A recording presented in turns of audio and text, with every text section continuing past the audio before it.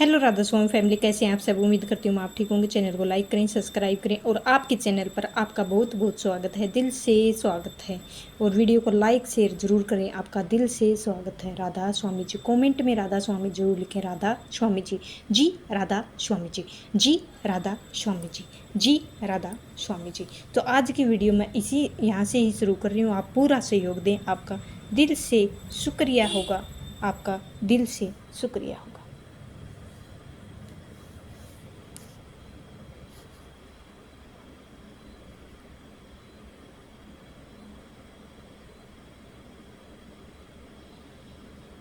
वह सच्चा नाम, कौन सा सच्चा नाम? सतगुरु जी का सच्चा नाम क्या है? हमारे सतगुरु जो हैं, जो पढ़ने में बोलने में सारी सहायता करते हैं।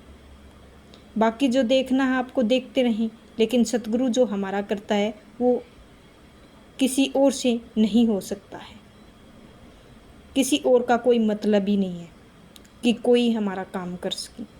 सिर्फ करवाते हैं तो हमारे सतगुरु जी कराते हैं, उनकी ही मेहर होती है। नाम को पकड़कर अपनी कसम खा, यानी परमात्मा से मिल सकते हैं। तो जिसे ना किसी आंखें देखते हैं, ना किसी के कानों से सुनते हैं, ना जुबान से क्योंकि जहाँ भी किसी हाथ पैर लेकर पहुँचते हैं, जिस चीज़ को हम जीते जी मरकर भी हासिल कर सकते हैं, और जीते जी मरने से मतलब यह है कि जिस चीज़ को हम 9 द्वारों को ख्याल में निकाल कर आँखों के पीछे इकट्ठा करके हासिल कर सकते हैं।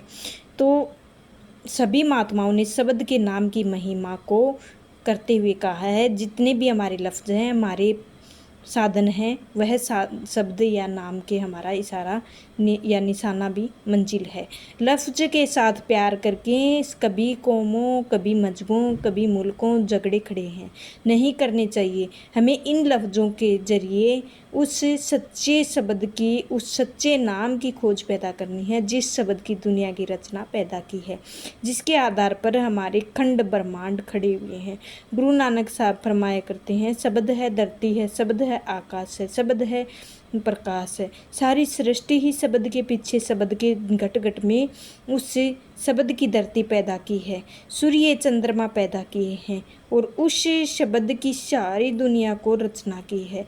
शब्द दिन रात अंदर हमारे धुनकारे दे रहा है, और हम शब्द के बाद ख्याल ही नहीं करते हैं, जुड़ते ही नहीं हैं। हमारा जन्म मरण और दुखों में कैसी हालत होगी आप समझ भी नहीं सकते हैं। इतना परेशान होते हैं हम दुखों के टाइम, मरने के टाइम, कि कोई हो ही नहीं सकता। इतना पूरा ज़िंदगी में दुखी नहीं होते जितना हम आखिरी समय होता है हमारा। परमात्मा ने कलमे के ज़रिए दुनिया की रचना पैदा की है। ईसाई मसीहों ने बाइबल से की है। किसी वर्ड ने कहा था कि कलमा कह दिया है, किसी ने कूण कह दिया है, तो किसी ने कुछ कह दिया है, आकाशवाणी कह दिया है। लफ्ज़ों की बहस मुहासे की नहीं उलझना है भाई, वह क्रिएटिव पाकर एक ही है। हमें जिस चीज़ की खोज करनी है, जिसके आधार पर हमें खंड और ब्रह्मांड खड़े हैं, जो चीज़ दिन रात हमारे अंदर धुनकारे दे रही है, जिनको पाकर हम जन्म मरण के दुखों से छुटकारा हासिल करते हैं, वह जो भी हैं बाबा जी हैं हमारे। बड़ी सी बड़ी खूबी लाइन कही गई है, पूरी संगत बहाई कभी ना कभी देते हैं। आप सत्संग को रिपीट भी कर देते हैं, कभी कुछ सत्संग के उपदेश भी होते हैं।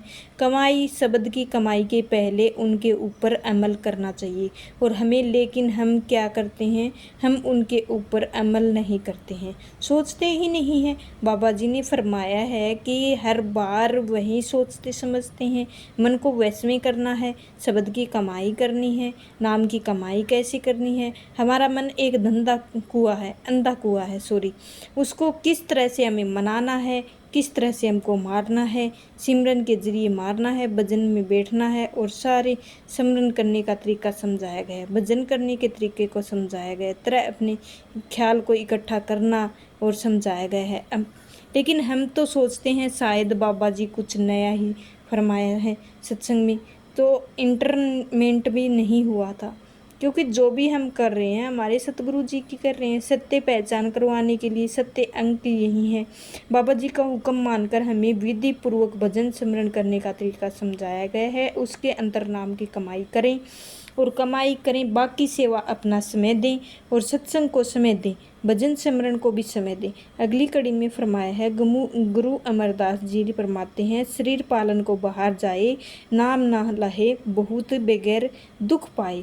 जो व्यक्ति देह या शरीर के बाहर के उस नाम की रूपी को वस्तु को ढूंढने में लगे हुए हैं, वो बेगारियों की तरह अपना कीमती समय बर्बाद कर रहा है। देखो, बेगारी कौन होता है? वह समय दिन रात मेहनत करता है, टूट कर मरता है, खून पसीना एक कर देता है, लेकिन जिस गरीब के हाथ में पल्ले कुछ भी नहीं पड़ता है।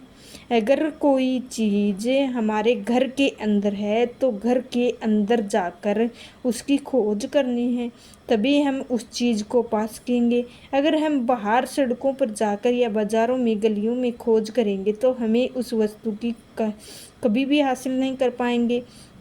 अंदर की तरफ है चीज़, अंदर है और बाहर ढूंढ रहे हैं, कभी नहीं मिलेगी। इसका तो कोई मतलब ही नहीं है। नानक लादे मन प्रेम ले है ना सकाए।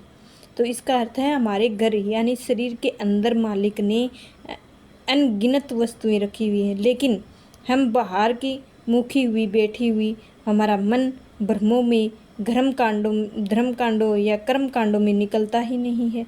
क्योंकि जब तक हमारे शरीर के अंदर जाकर खोज नहीं करेंगे तब तक उन वस्तुओं को प्राप्त भी नहीं कर सकते हैं। जो कुछ हमें मिलेगा वह अपने शरीर के अंदर ही मिलेगा। गुरु अमरदास जी फरमाया करते हैं, गुरुमुख होवे सो काया, खोजे और सब परम बुलाया। जो गुरु दोगों मालिकों के भक्त और प्यारे हैं वह हमेशा शरीर या देह के अंदर जाकर उस परमात्मा की खोज करते हैं। बाकी सब दुनिया की जीव भरमों में फंसकर यहीं भूले फिरते रहते हैं। हमारा रूहानी सफ़र पैरों के तलवे के लेकर सिर की चोटी तक है, और ना तो हर वर्ष सत्संग है, मंजिलें हैं, आंखें एक दूसरे के ऊपर रहती हैं। हमारे शरीर में जो भी आत्मा का मन का केंद्र में बैठा रहता है, आंखों के पीछे जिसका तीसरा तिल कोई भी शिव नेत्र या कोई दिव्य चक्षु कोई या घर के दर को कोई मुक्ति का दरवाज़ा कहकर याद करता है। तो गुरु अमरदास जी फरमाया करते हैं, मन खिन खिन परम ब्रह्म बहु दावे तिल नहीं वासा पाए। हमारा मन आंखों के पीछे तीसरे तिल के उतर कर सिमट कर मिनट सेकंड बाहर इन ब्रह्मों की ओर भागने की कोशिश करता है। यह एक्शन मात्र के लिए आंखों के पीछे नहीं टिकता है। जब तक वह आंखें नहीं टिकती हैं, मन भरा त्रिकुटी में ठिकाने के लिए वह पहुंच सकता है। कौन से ब्रह्म पीछे भागता है?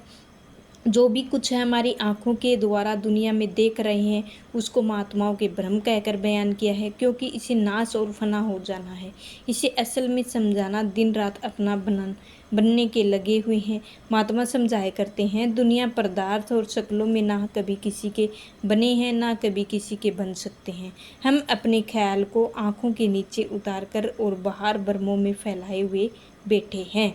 जहाँ तक हमारा ख्याल है आपस की आँखों के पीछे आता है, वह मन कभी भी आपस में अपने घर नहीं जा सकता है। आप उपदेश देते हैं, अगर भूल जाएं तो आपके आँखों के मस्तक पर पहुंच जाता है और कभी भी पहुंच जाता है, और कभी भी इसे भूली हुई चीज़ याद करने के लिए पैरों और बाहों के साथ नहीं रखते हैं। शिव नेत्र तीसरे तिल के हमारे सोच विचार में बड़ा गहरा प्रभाव पड़ता है। जब हमने कोई चीज़ याद करनी होती है तो तीसरे तिल में हम हाथ रख देते हैं और पीछे से उतरकर शरीर के 9 द्वारों में बैठकर वह शरीर में फैला हुआ है। बाल बच्चों को याद करते हैं, कभी याद किसी कारोबार में याद आ जाता है, कभी मन दुकान ग्राहकों में याद आ जाता है। टिकता ही नहीं है। इसको टिकाने की हमें आदत डालनी है। कैसे है ये टिके, कब कैसे हमारे 9 द्वार पार हुए, कैसे हम 10वें द्वार में जाएं। तो पहली बात तो हमारी यही है, मन को टिकाना है और इसमें पूरा भजन सिमरन में टाइम देना है ताकि हम कामयाब हो सकें। और आपको यह वीडियो कैसी लगी है ज़रूर बताएं कमेंट में, और लाइक शेयर सब्सक्राइब ज़रूर करें। आपका दिल से शुक्रिया होगा। राधा स्वामी जी राधा स्वामी जी। आपको कैसी वीडियो लगी है ज़रूर कमेंट में बताएं। आपका दिल से शुक्रिया होगा। राधा स्वामी जी और राधा स्वामी फैमिली जी, आपका दिल से शुक्रिया होगा।